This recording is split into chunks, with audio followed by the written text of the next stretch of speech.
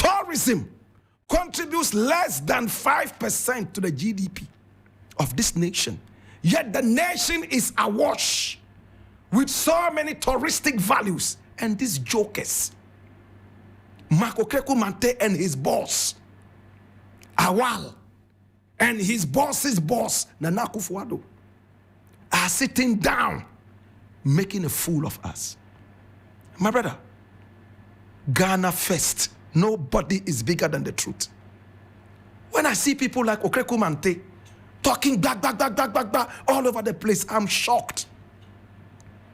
Can you believe what Okreku Mante is saying? He is going to take education to the people of Ayen-Suwano because he wants to lead them as their MP. Your president was sitting right here, right in front of his very eyes. 9 children at Fana fell in water. 7 of them drowned. The 2 left have become vegetables.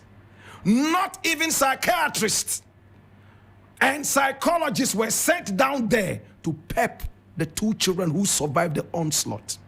Why did they die? They were in a canoe coming from school, a school located beyond the river. They have to move from their area all the way beyond the river in order to access education right here in Accra. You are taking education to Ayen-Suwano. You are emulating your boss. Your boss who has looked down on education all this while. School children are not being fed properly. Caterers are on strike every now and then. This is the man you are emulating. Then you are a joker. Schools under trees. Some of the schools don't even have roofs. His vice president is promising that he's going to give people tablets. Tablets he's going to give to the people. Yet, the young girl does not even have a pad for her natural menstrual period every month. The tablets that they are promising to give to the school children, the areas that they are going, do they even have electricity? Again, do they even have furniture? Again, do they even have roofs over their classrooms? When you go to the Kokomba areas, as captured recently, school children have to leave their homes as early as 4 a.m. to swim through rivers and dams to be able to go to school so they can get access to a chair. There are only 2 chairs in the classroom with cracks all over in the wall. The teacher swims to school. School children swim to school. And they have to arrive early so that they will be able to sit on these chairs. My brother, it's a shame. If this is the man who is your mentor, then I can see your level. The people of Ayen-Suwano, over to you. This is the man who wants to be your MP. What is his contribution to the music that he was a boss of for so long? What has been his contribution as a deputy minister of tourism? They have rather disregarded tourism in this country. And all they do is to sit down and take monthly salaries, hefty ones, and look down on tourism. All of a sudden, Awal says he's looking up to the situation when Ghana can also emulate Jamaica when it comes to tourism. Jamaica's tourism contributes 35% to the GDP. Yours is less than 5%. All because you do not have the focus.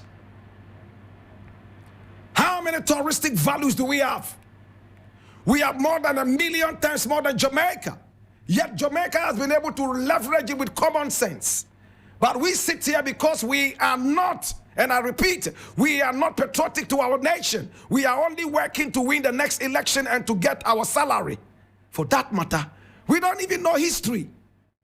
We don't know where our country is coming from. We don't even appreciate the value of our history. How then can we appreciate tourism? These are the people you put in place. to go and be tourism ministers. A country with no common sense. They are not able to make the people understand that this is our history. So from point A to point B, these are the things that can attract people to come into this country. I'll leave it here.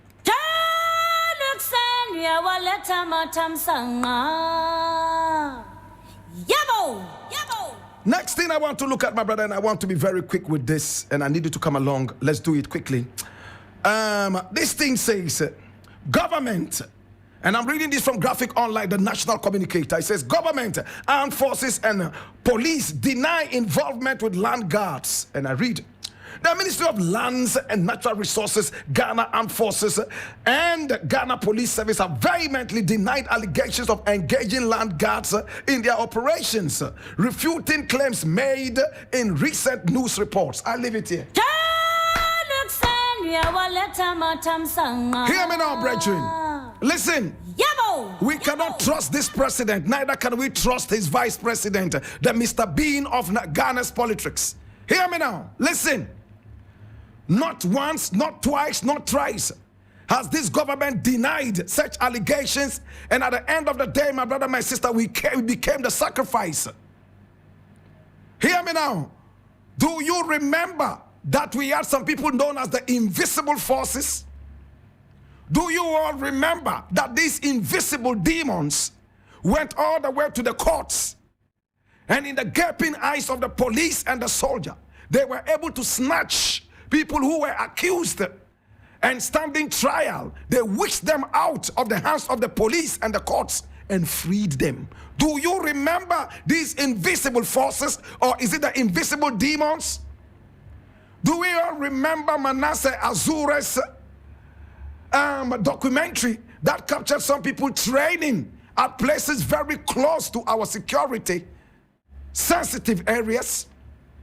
Now, do we all remember, my brother, my sister, that during the last elections, we saw macho men beating up people, and 6 people or even more were shot and killed? Who did the killing? My brother, my sister, this is a government that loves and respects land gas. Every now and then it's all about land gas. And I can mention more and more examples where this country has decided to engage people who are worse than land gas. Do we all remember there was this other something war gun? You understand? Elections, by elections. We saw people wearing masks at the time that COVID was not here. They were untrained. And we all saw how untrained they were. They were land guards who were pushed in there. And by force, they were made police and soldier. They wore the mask so that people would not recognize them as the land guards. They were shooting all over the place. One of them slapped Sam George, and we thought a bomb had exploded. His hands were as heavy as lead. One slap dislocated the jaw of Sam George. When he was taken to the Emil Short committee, what did he say? I cannot speak English. So please bring me somebody who speaks Dagomba. They had to bring a Dagbani speaking man. How did he read and understand his training, which is largely done in English? My brother, my sister, we have some parliamentarians who do not understand the English language properly. They cannot string 2 sentences together correctly, yet they are in parliament. My problem is not the English language. My problem is this. Why do we live in a country that predominantly has accepted the English language as its lingua franca, and it is able to force people to use it, yet we don't force those who seek to make our laws to learn it? Should I say it again? You respect the English language so much. It's your lingua franca. Yet, in parliament, when 99% of everything you do is in English, some parliamentarians cannot string 2 good sentences together. How do you read and understand your laws?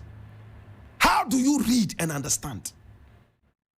How many times have we had parliamentary sittings done in Twi or Dagomba or Hausa? It's always in English. So therefore, we have to be able to grasp that language well. My brother, my sister, this government It's a dirty government. Eric Mawena Egbata is in the house. Mawena, how are you doing today? Blessed and highly favored. Ah, beautiful. And what's in the news today, my brother?